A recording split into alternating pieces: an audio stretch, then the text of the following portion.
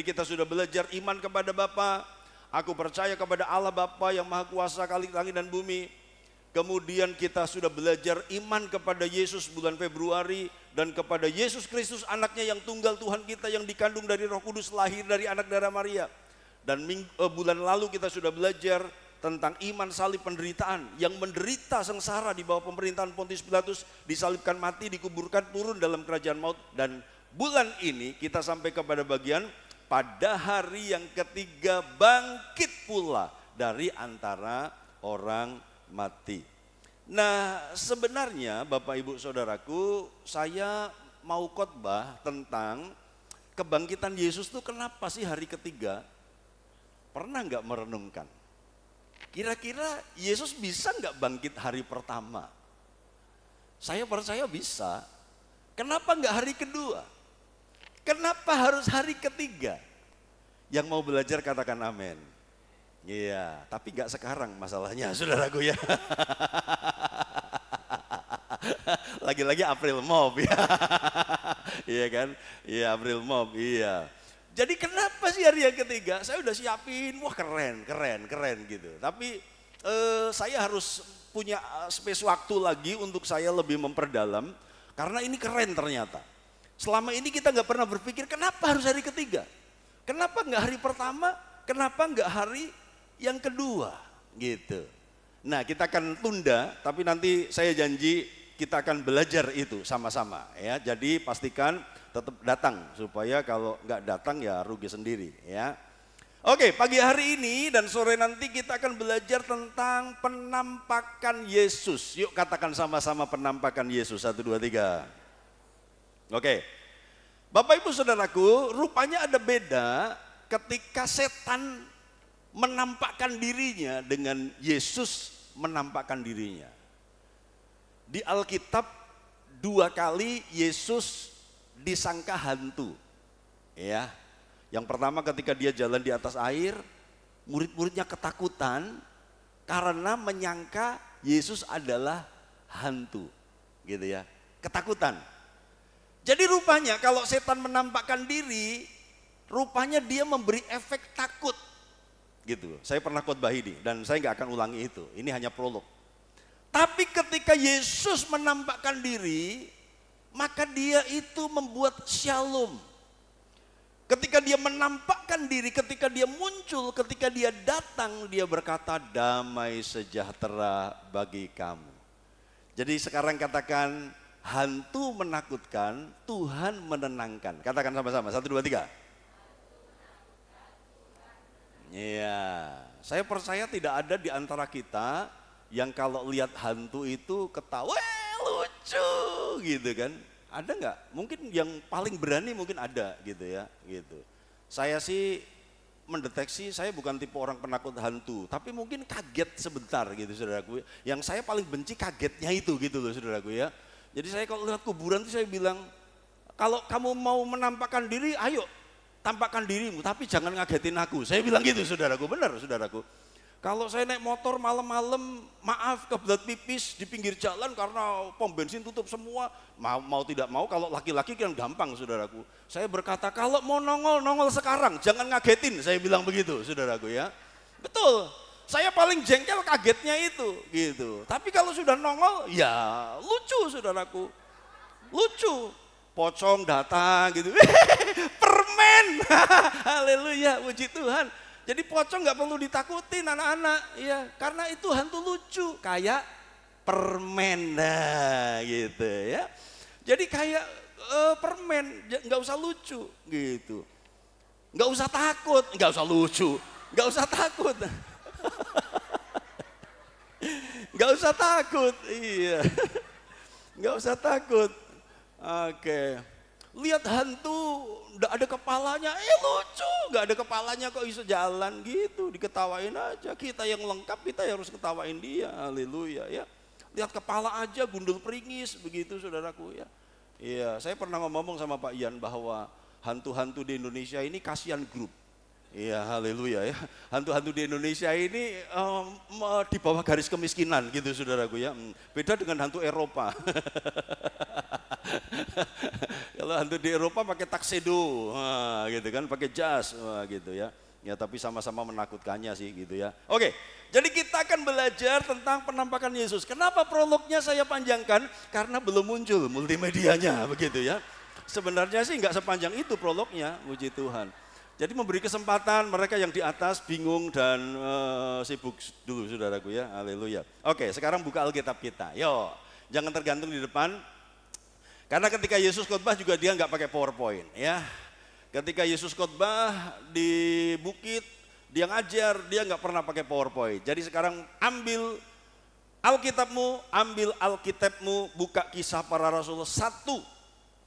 Kisah Para Rasul 1, Acts ya 1 verse 3. Oke.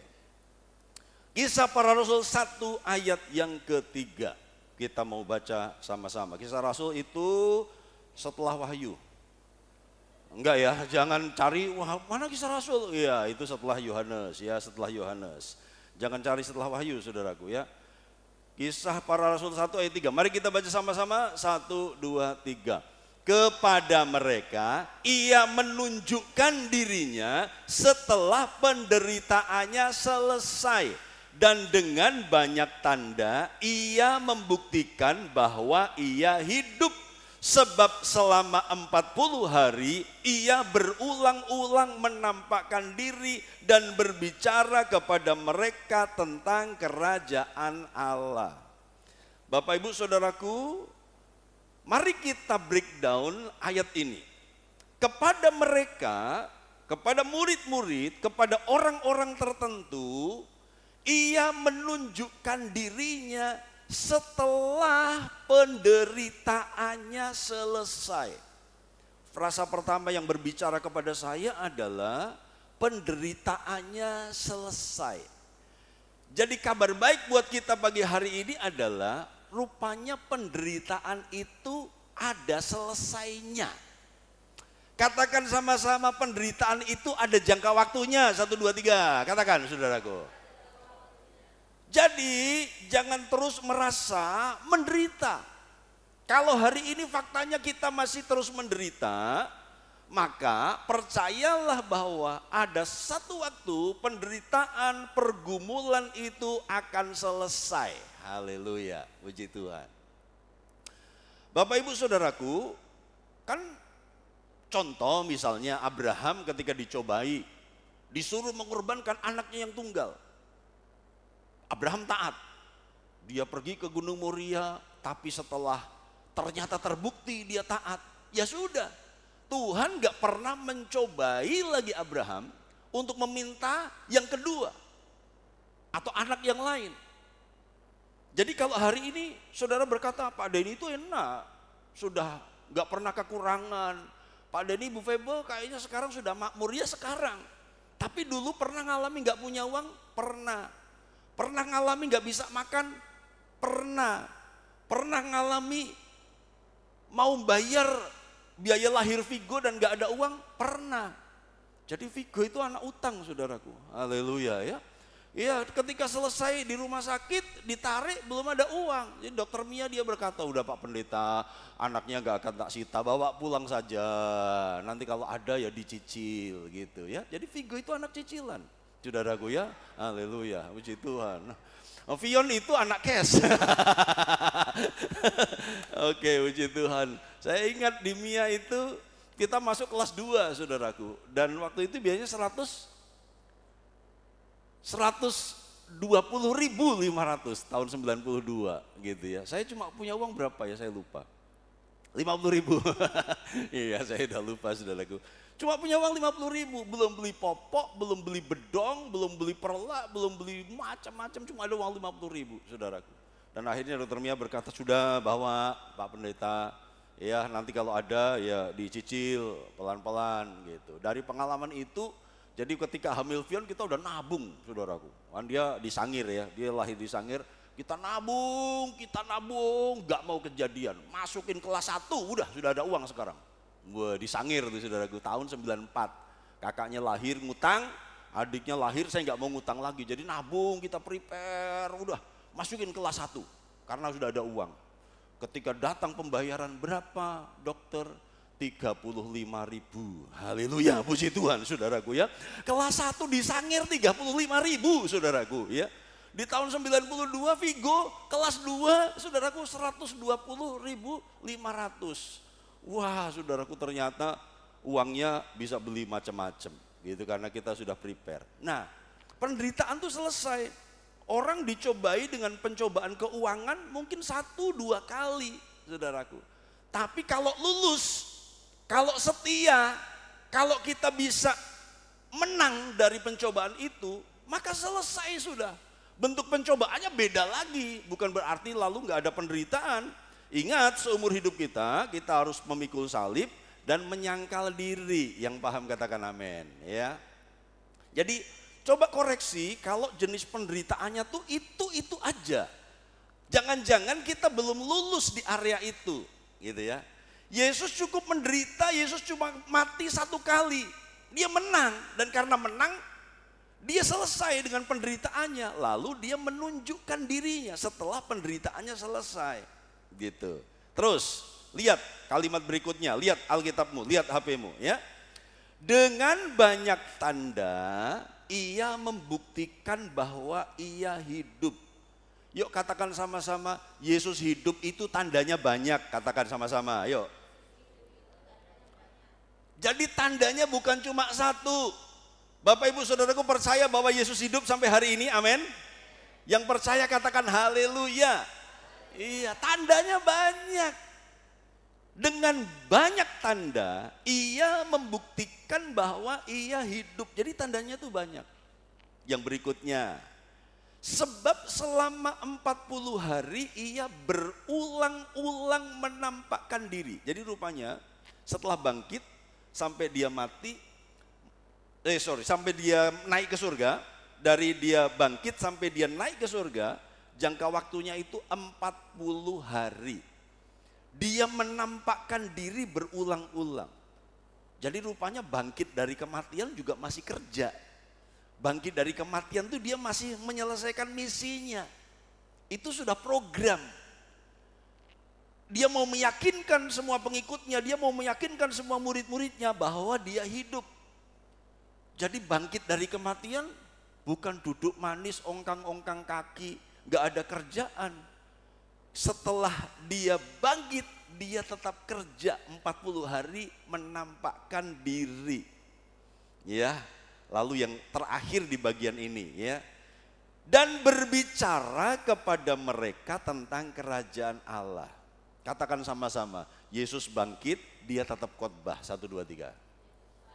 Oke ya. Jadi setelah dia bangkit, dia tetap berbicara kepada mereka tentang kerajaan Allah, Kingdom of God. Beritanya sama, ketika dia hidup, beritanya kerajaan Allah. Setelah dia bangkit, beritanya juga tetap sama, kerajaan Allah.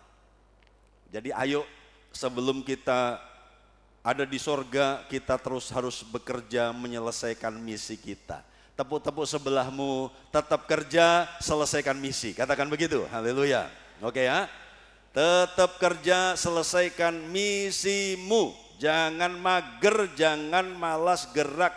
Oke, kita tetap kerja. Lanjut yang berikutnya. Jadi dari sini kita belajar Bapak Ibu Saudaraku bahwa Yesus itu selalu punya misi. Kelahirannya, kehidupannya, pelayanannya, kematiannya, kebangkitannya, semuanya penuh dengan misi. Lahir, hidup, melayani, mati, bangkit, semuanya dia punya misi. Sayangnya agak sedih saya hari-hari ini kalau melihat anak-anak Tuhan gak ngerti misi hidupnya di dunia itu apa. Misimu apa? Cari uang Pak. Wah terlalu kecil. Supaya kaya Pak. Misimu sekolah, di sekolah favorit apa? Supaya aku sukses Pak. Titik sampai di situ. Kalau sudah sukses mau ngapain? Misimu datang ke karisma apa? Supaya ketemu jodoh Pak. Waduh saudaraku, itu misi yang terlalu sempit. Anak-anakku, jangan kebaktian, jangan ke gereja hanya karena mau cari pasangan hidup. Yang mengerti katakan amin. Iya sedikit saudaraku ya, karena banyak yang sudah ketemu pasangan hidupnya. Haleluya ya. Jadi Bapak Ibu ada begitu banyak orang yang tidak ngerti misinya. Yesus ngerti, lahir, hidup, melayani, mati. Apa motivasimu melayani Tuhan? Nggak punya misi. Ya supaya menyalurkan bakatku. Nggak salah sih, tapi nggak tepat juga. Kalau kita melayani hanya sekedar kita menyalurkan bakat kita, artinya kita sekedar tampil. Gitu. Tapi melayani motivasinya apa? Ya supaya karunia, hobiku Pak, aku tuh hobi nyanyi. Jadi aku mau melayani Tuhan, jadi singer, menyalurkan hobiku. Haleluya, ya. Bapak Ibu nggak salah sih, tapi kurang tepat dan kurang luas. Ketika kita melayani, kita harus punya misi, menyayangi, mengasihi Tuhan, mengucap syukur, menunjukkan rasa cinta kita kepada Tuhan. Yang mengerti katakan amin, saudaraku, ya. Jadi katakan sama-sama, melayani bukan sekedar tampil. 1, 2, 3. Iya, kalau sekedar tampil kasihan tuh asyir-asyir yang dibawa penerima jemaat, mereka nggak tampil di panggung. Iya. Jadi saya pesan nih, mumpung ingat saudaraku ya. Asyir itu melalui pengorbanan waktu. Mereka datang paling awal, mereka pulang paling akhir. Jadi kalau Bapak Ibu Saudaraku masuk ke gereja bakti, jangan cuek. Mereka sudah selamat pagi. Iya. Saya melihat ada banyak jemaat yang mencuekin pelayanan asyir, padahal mereka tuh senyum dengan tulus, saudaraku. Mereka mungkin masih sariawan, sakit gigi. Selamat pagi. Aduh, Bapak Ibu cuek aja. Apaan sih, mosok kenal sok dekat. Jadi Bapak Ibu, ayo kita saling beramah-ramahan. Yang memahami katakan amin, ya. Orang tua ajari anak-anak kita untuk ramah, karena mereka sudah menyambut dengan tulus. Ya, jadi Bapak Ibu mari asyir ramah, jemaat juga ramah, kasih senyum gitu ya. Kalau mau salaman, salaman saudaraku, rasakan kesegaran dan kedinginan tangannya gitu, mungkin grogi saudaraku ya. Ketika salaman kok maknyes gitu saudaraku ya. Jadi rasakan dan mari kita saling memberi senyuman satu dengan yang lain. Jadi selalu ada misi, oke ya. Kelahiran, kehidupan, pelayanan, kematian, kebangkitannya selalu ada misi. Lanjut yang berikutnya saudaraku. Nah, ada banyak teori berapa kali Yesus menampakkan diri yang dicatat Alkitab. Ya, yang dicatat Alkitab. Ada penampakan sebelum dia naik ke surga. Tapi juga ada penampakan setelah dia naik ke surga. Nah, beberapa sumber mengatakan sebelum dia naik ke surga, dia 10 kali menampakkan diri. Tapi ada sumber yang lain berkata 11 kali dia menampakkan diri. 1 kali dia menampakkan diri setelah kenaikannya. Nah, kita nggak akan ke sana, nanti terlalu luas. Tapi saya baca dengan cepat ya. Nanti kalau multimedianya nggak jadi, saya kirim PowerPoint ini ke grup Karisma Family. Ya, makanya kerasanlah di grup Karisma Family, karena kalau ada yang nggak benar sekarang mulai dipangkas. Sekarang admin tuh boleh menghapus. Jadi kalau ada yang nggak benar, ya admin berhak menghapus. Jadi grupnya sekarang adalah grup yang terkendali, terpantau. Oke. Penampakan Yesus yang pertama, Maria Magdalena di dekat kubur.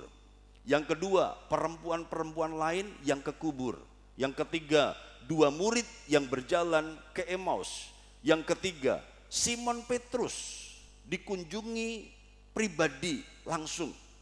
Yang kelima, 10 murid tanpa Thomas. Yang keenam, 11 murid termasuk Thomas. Yang ketujuh, sejumlah murid di tepi danau Tiberias Galilea. Yang kedelapan, sejumlah murid di Galilea. Yang kesembilan, 500 orang sekaligus. Yang ke-10, Yakobus saudara Yesus dan semua rasul. Yang ke-11, sejumlah murid pada waktu Yesus akan terangkat naik ke surga di dekat Betania, Bukit Zaitun. Nah, ada teori yang mengatakan bahwa orang-orang yang menyaksikan Yesus terangkat ke surga, itulah yang 500 orang. Ada yang menyatukan itu. Jadi 500 orang itu kemungkinan mereka yang menyaksikan Yesus naik ke surga. Tetapi ada beberapa penafsir yang membedakan. Ke 500 orang itu lain. Terus kemudian ketika Yesus naik ke surga, yang menyaksikan juga lain lagi. Kita nggak usah bingung soal itu, ya. Nanti kita akan simpulkan. Nah, dari 11 atau 10 penampakan Yesus yang dicatat Alkitab, saya harus memilih, nggak bisa semua. Mungkin nanti bisa masuk di OBS, atau mungkin kita bisa lanjutkan sepanjang bulan ini. Tapi hari ini, pagi ini saya hanya akan kasih 3 orang yang dijumpai Yesus dalam penampakan setelah dia bangkit.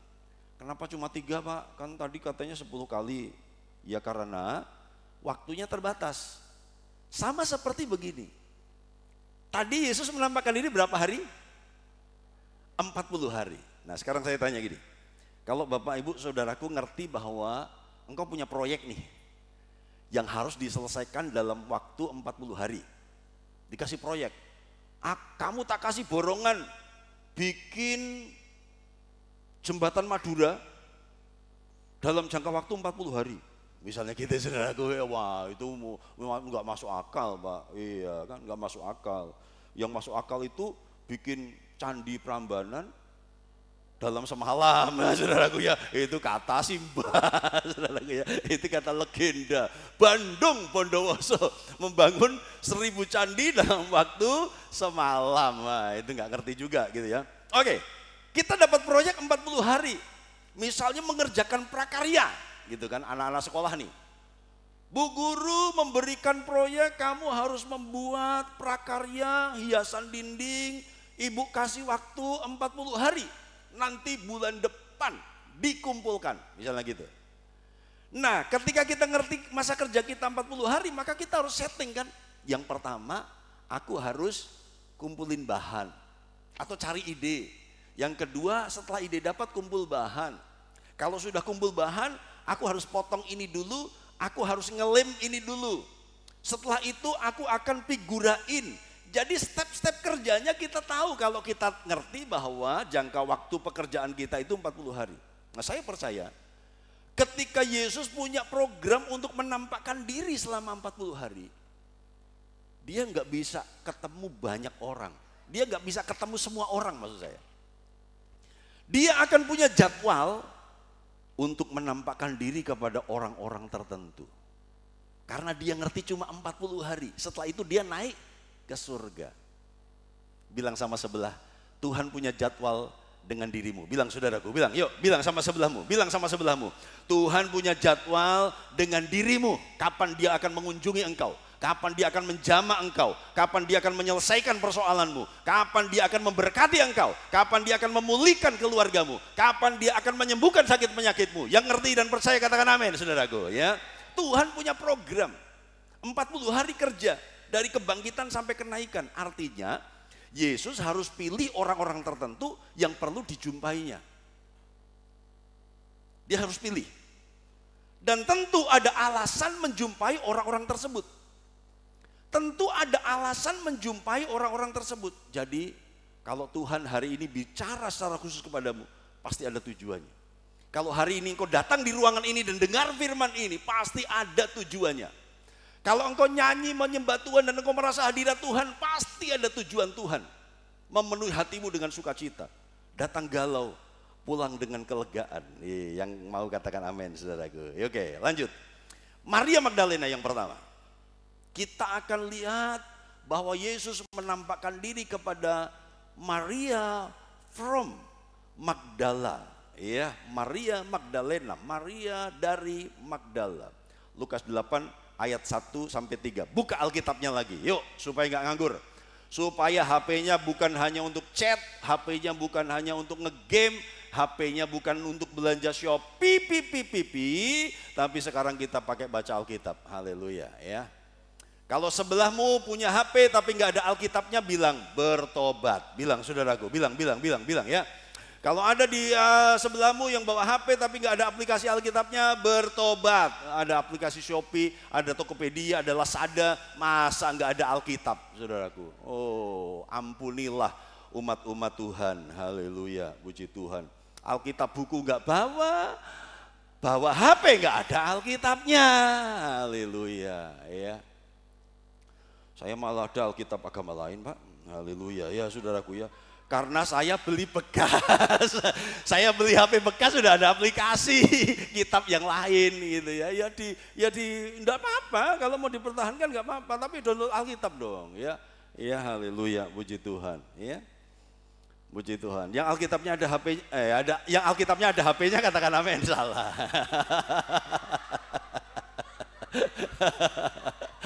Yang HP-nya ada Alkitabnya katakan amin.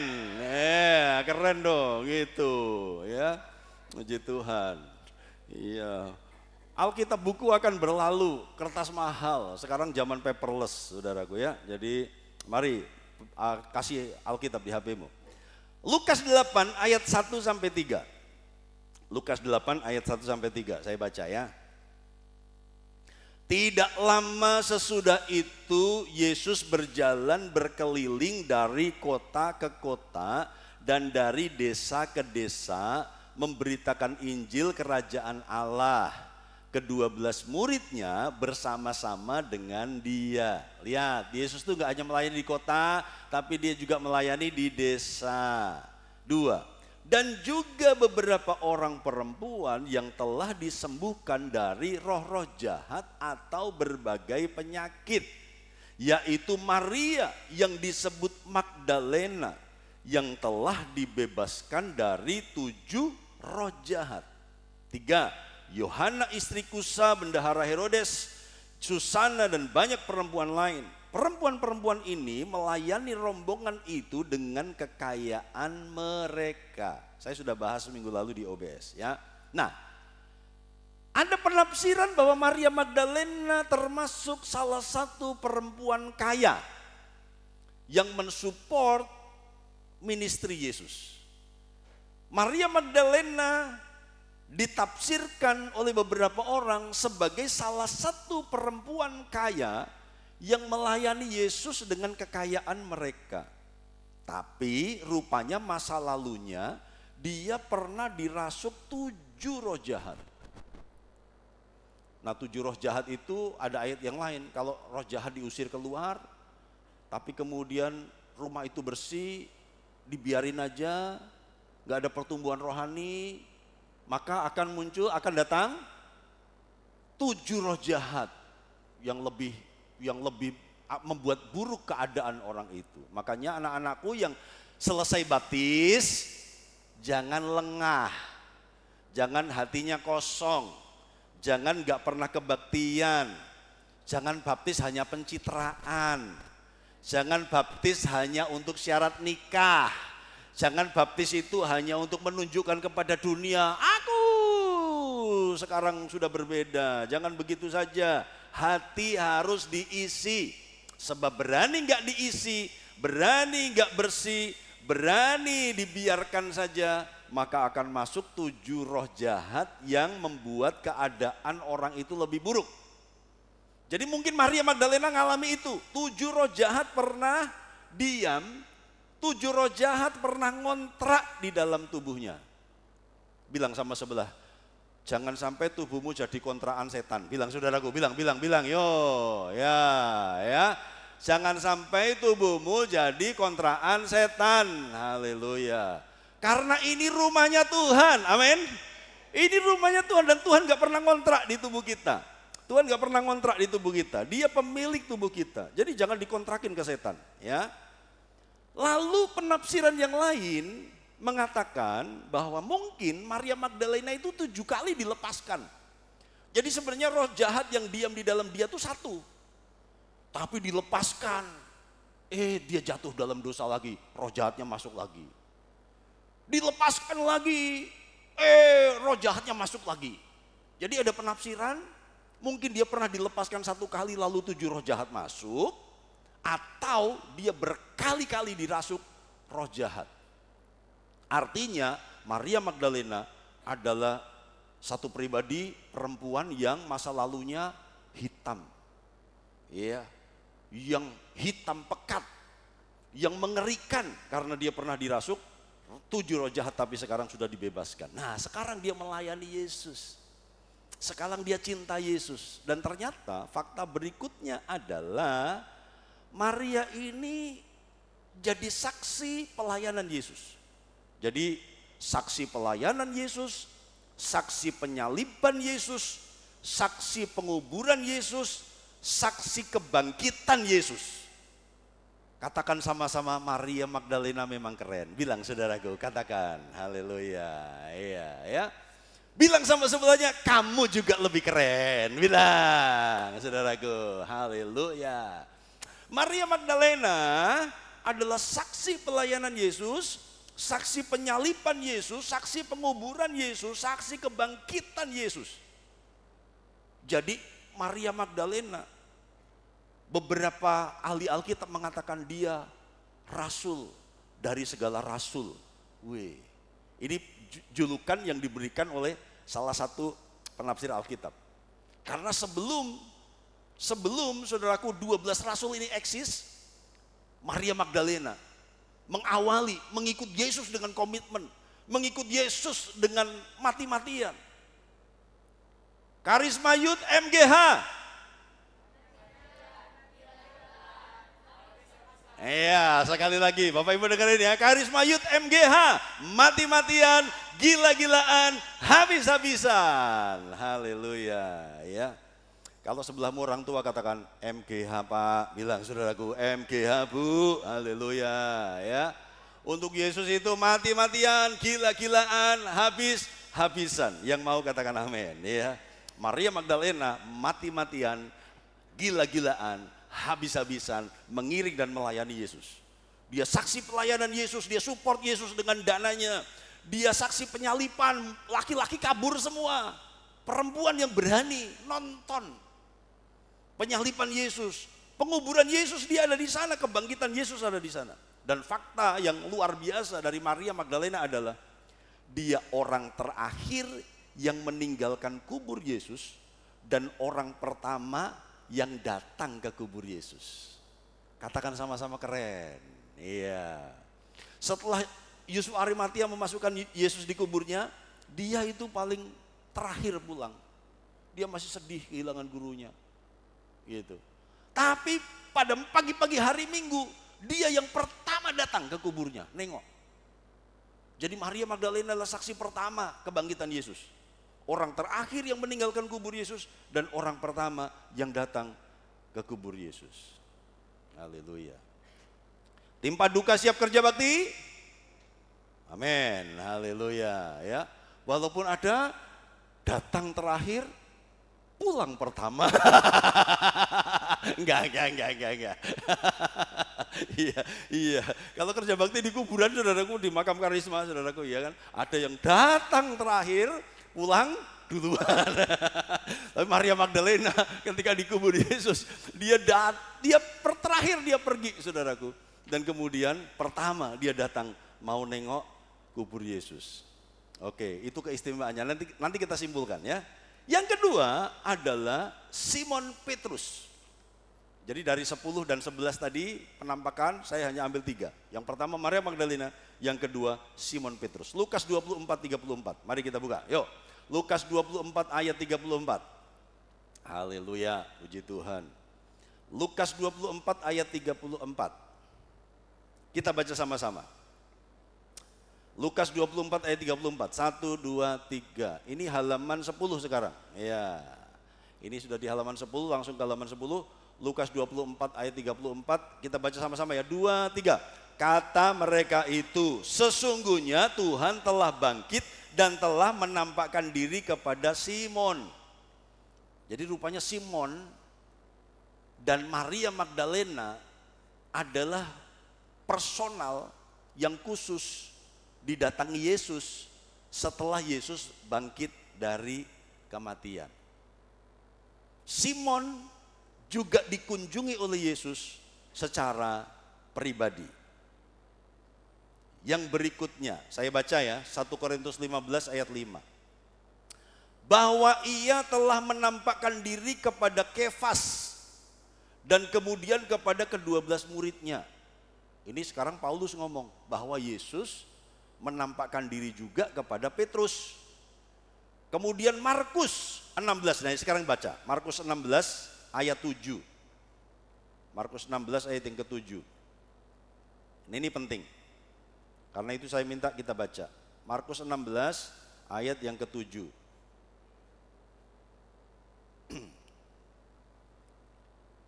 Oke, yuk kita baca sama-sama. 1, 2, 3. Tetapi sekarang pergilah, katakanlah kepada murid-muridnya dan kepada Petrus, ia mendahului kamu ke Galilea, di sana kamu akan melihat dia seperti yang sudah dikatakannya kepadamu. Bapak Ibu Saudaraku, perhatikan kata dan kepada Petrus. Coba lihat ayatnya, lihat lagi sekali lagi. Tetapi sekarang pergilah, katakanlah kepada murid-muridnya. Kira-kira di situ termasuk Petrus nggak? Termasuk. Tapi kok harus ditambahi dan kepada Petrus? Aneh tuh. Tuhan, ini malaikat ngomong sama perempuan-perempuan yang datang ke kubur itu karena lihat kubur kosong. Mereka kaget tapi gembira karena malaikat berkata dia sudah bangkit. Dan sekarang malaikat ngomong, perempuan-perempuan termasuk Maria, sekarang pergilah katakanlah kepada murid-muridnya dan kepada Petrus. Jadi Petrus disebut khusus, dipisahkan dari kelompok murid-murid. Gitu ya. Dipisahkan dari kelompok murid-murid. Tentu ada maksudnya kenapa Tuhan pesan khusus. Pergi sampaikan bahwa Yesus bangkit kepada murid-murid dan kepada Petrus. Bilang sama sebelummu, kadang-kadang Tuhan perlu memperhatikanmu khusus. Bilang saudaraku, bilang. Kadang-kadang Tuhan perlu memperhatikanmu khusus. Haleluya. Jemaat karisma banyak, tapi kadang-kadang ada satu perhatian khusus berhubungan dengan satu pesan khusus. Ya tapi jangan semua minta diperhatikan dengan khusus saudaraku ya. Nanti gembala kerepotan dan kewalahan. Pak dia diperhatikan khusus, kok saya kok biasa-biasa saja. Ya nunggu pesan Tuhan saudaraku, kalau ada pesan Tuhan nanti begitu datang kepadamu teguran. Nah gitu saudaraku ya, pesannya teguran. Waduh, lah katanya mau diperhatikan dengan khusus gitu kan saudaraku. Tiba-tiba Pak Gembala, Bu Gembala, yuk ada waktu coba tolong datang ke pastori ada pesan Tuhan gitu. Waduh, ini waktunya aku dapat nubuatan. Wah, ini waktunya aku dapat pernyataan Tuhan. Wah, ini waktunya Pak Gembala bagi peti. Haleluya. Ini waktunya Pak Gembala bagi bayem petian sendiri. Haleluya. Ini waktunya aku diberkati dengan tumbuhan peti di kuburan. Haleluya, puji Tuhan ya. Nah, Bapak Ibu Saudaraku, lihat halaman 12 di PowerPoint ya. Halaman 12. Nah sekarang 500 orang. Kita tinggalkan Maria Magdalena, kita tinggalkan Petrus dan kita hampir selesai. Ketika Yesus menampakkan diri kepada 500 orang, siapkan videonya ya, nanti kita akan putar selesai ini. 1 Korintus 15 ayat 6, yuk baca sama-sama di depan, sekarang sudah ada. 1, 2, 3. Sesudah itu ia menampakkan diri kepada lebih dari 500 saudara sekaligus. Kebanyakan dari mereka masih hidup sampai sekarang, tetapi berapa di antara telah meninggal. Waduh kok masih hidup, berapa umurnya Pak kalau sekarang Pak? Itu maksudnya, iya waduh ini 2000 tahun yang lalu loh, ada yang masih hidup. Pak gimana ini menjelaskan ini? Loh bukan gitu maksudnya. Saat saat surat Korintus itu ditulis, masih ada saksi-saksi hidupnya gitu loh. Wah sampai sekarang bisa hidup. Panjang umur banget tuh gitu. Wah kalau begitu lihat Yesus jadi umur panjang. Wah jangan begitu, penafsirannya bukan begitu saudaraku ya. Jadi sampai surat 1 Korintus itu ditulis oleh Paulus berkata masih ada loh dari 500 orang itu yang menyaksikan Yesus itu hidup setelah bangkit dari kematian. Ia menampakkan diri kepada lebih dari, jadi lebih, more than, lebih dari 500 saudara sekaligus. Jadi dalam satu waktu yang sama, di satu tempat yang sama, Yesus menampakkan diri kepada 500 orang. Katakan sama-sama, saksi kehidupan, saksi Yesus hidup banyak. Katakan sama-sama, yuk katakan. Banyak saudaraku, jadi gak cuma satu. Next, sekarang kita ke kesimpulan. Oke, kalau sudah kesimpulan, asik nih. Ada 6 kesimpulan Dan kesimpulan terakhir ini kesimpulan yang gokil. Iya, saya kasih kesimpulan yang gokil di akhirnya. Oke. Jadi kesimpulan yang pertama adalah Yesus menampakkan diri kepada Maria Magdalena karena dia setia. Karena dia komitmen pelayanan. Karena dia menunjukkan bahwa dalam suka dan duka tetap ikut Yesus. Yesus bikin mujizat, dia ada di sana. Tapi Yesus disalib, dia juga ikut mendampingi Yesus dalam penderitaannya. Jadi jangan melayani hanya kalau senang saja Bapak Ibu. Jangan ikut Yesus hanya kalau kita diberkati saja. Ketika kita susah menderita, kita juga harus tetap ikut Yesus seperti Maria Magdalena. Amin Bapak Ibu. Yesus menampakkan diri dan lihat upah bagi orang yang setia. Yesus menampakkan diri kepada Maria Magdalena karena dia setia. Next. Bagaimana dengan Petrus? Yesus menampakkan diri kepada Petrus yang gagal. Tapi potensial nih orang. Jadi Bapak Ibu yang sedang merasa gagal, jangan merasa kecewa, jangan merasa lemah. Kalau engkau pribadi yang berharga, engkau tetap dapat kunjungan Tuhan. Engkau tetap dapat perhatian Tuhan. Tuhan gak buang engkau, karena engkau pribadi yang berharga. Kalau engkau sedang gagal, engkau sedang rugi, engkau sedang terpuruk, asal hatimu tetap melekat kepada Tuhan. Tuhan bisa datang kunjungi menjamah hidupmu. Maria setia, tapi Petrus gagal. Dan Yesus harus datang menampakkan diri. Ini loh aku, tetap mengasihimu. Ini loh aku tetap hidup. Yang ketiga, Yesus menampakkan diri secara personal maupun komunal.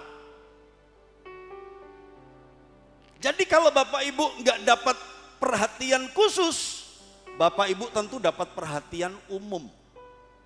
Artinya sama-sama diperhatikan. Jadi saya nggak mau ada jemaat yang iri satu dengan yang lain, gitu ya.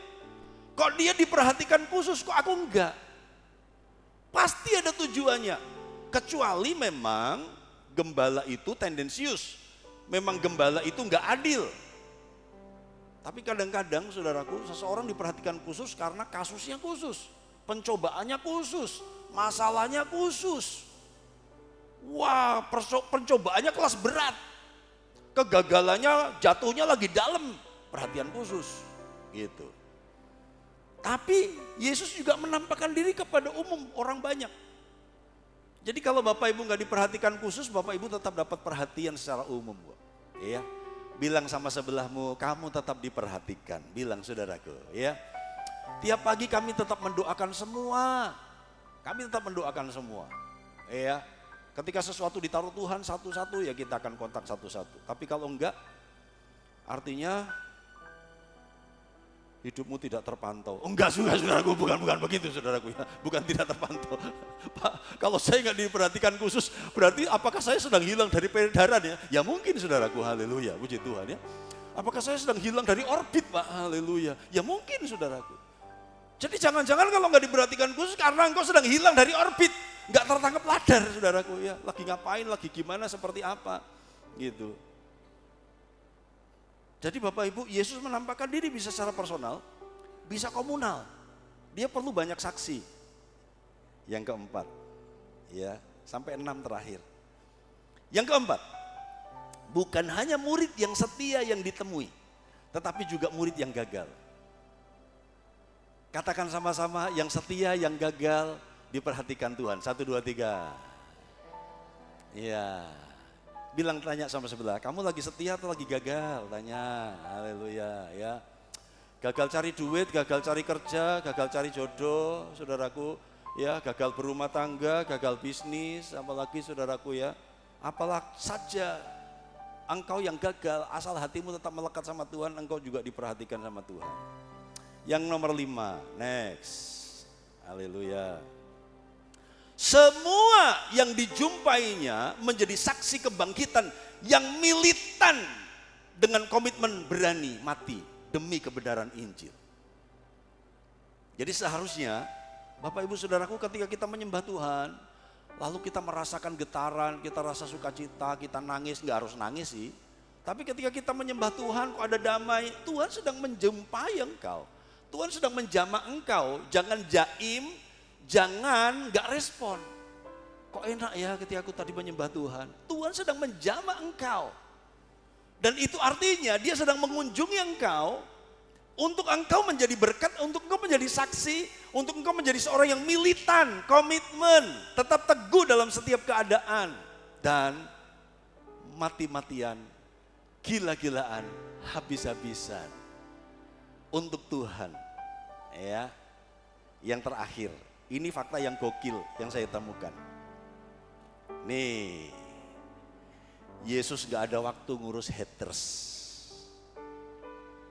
Pertanyaannya, di 40 hari itu kok dia gak nampakkan diri sama Pontius Pilatus? Hei, pon. Iya. Iki lho aku sing mbok siksa. Haleluya. Kowe kurang ajar kowe ya. Tak weden-wedeni saiki. Haleluya. Kok Yesus gak nampakkan diri ke Pontius Pilatus, kepada imam-imam kepala, ahli Taurat yang rese itu saudaraku? Kenapa Yesus gak perlu? Saya pernah dengar orang marah saudaraku, oh macam-macam be aku ya. Nganti aku mati, aku dadi hantumu. Wah gitu saudaraku ya. Ada orang yang ngancam gitu saudaraku. Oh macam-macam karo aku ya. Berani neko-neko aku mati, aku meden-medeni awakmu. Gitu saudaraku. Wah ini cita-cita jadi setan saudaraku. Haleluya, puji Tuhan ya. Jangan kita jadi orang yang suka medeni orang lain saudaraku. Kalau kita mati itu tetap jadi berkat gitu loh. Jangan meden-medeni orang lain. Haleluya, puji Tuhan ya. Bilang sama sebelahmu, nek mati aja medeni, bilang saudaraku, bilang saudaraku, bilang. Kalau mati itu jangan nakut-nakuti, haleluya, puji Tuhan. Ya. Ada orang yang nyumpahi begitu, wah aku titeni ya, wah aku saiki nelongso, aku saiki loro, aku saiki menderita gara-gara kelakuanmu. Nganti aku mati tak weden-wedeni kowe, haleluya, dadi hantumu, haleluya. Yesus gak datang kepada orang Farisi. Orang Farisi aku hidup.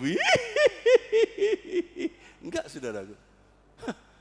Yesus datang kepada murid-muridnya. Yesus lebih baik cari yang gagal. Yesus lebih baik cari yang sedang terpuruk seperti Petrus. Karena dia mau upgrade. Buluh yang terkulai tidak dipatahkannya. Amin.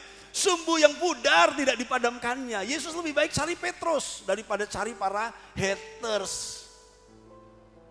Imam kepala, ahli Taurat, orang Farisi, orang Yahudi, Pontius Pilatus, biarin mereka. Jadi artinya kadang-kadang gak perlu membela diri sendiri. Kadang-kadang gak perlu membela kebenaran kita sendiri. Yesus abaikan haters. Aku punya misi yang lebih mulia untuk melayani orang-orangku yang setia. Aku punya misi yang mulia untuk mengupgrade murid-murid yang sudah berkorban luar biasa. Dan yang paling terakhir, udah nggak ada lagi sih, siapin videonya. Ini catatan saya. Jika ada seorang yang kurang bergairah untuk Tuhan, dengar baik-baik.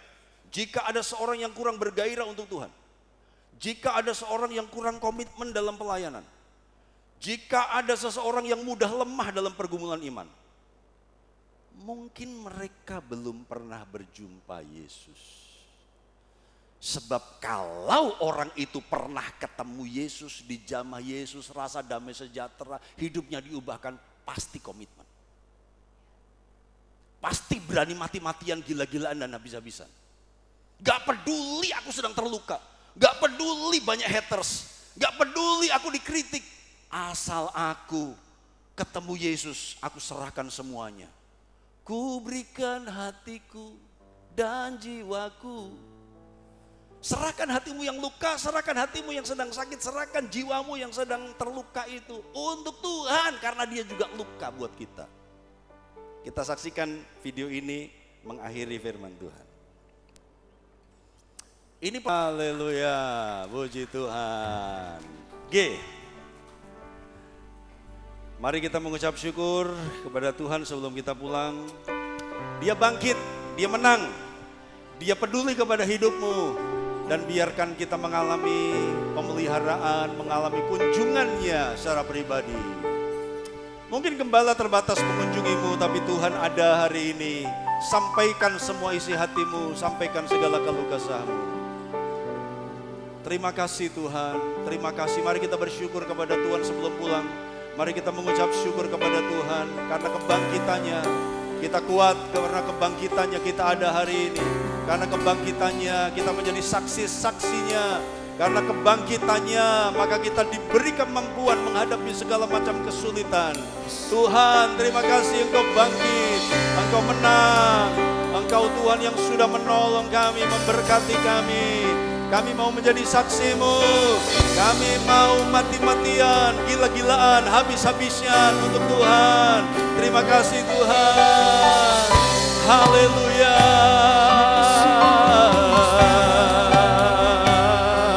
Haleluya. Haleluya. Mari ketemu Yesus. Dia melayanimu habis-habisan. Haleluya.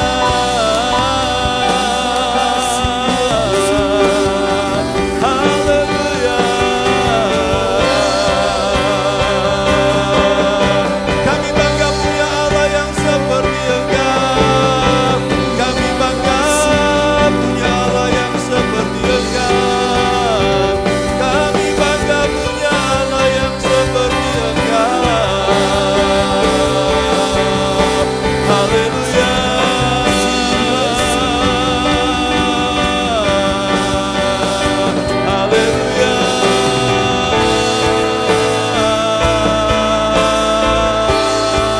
Haleluya. Haleluya.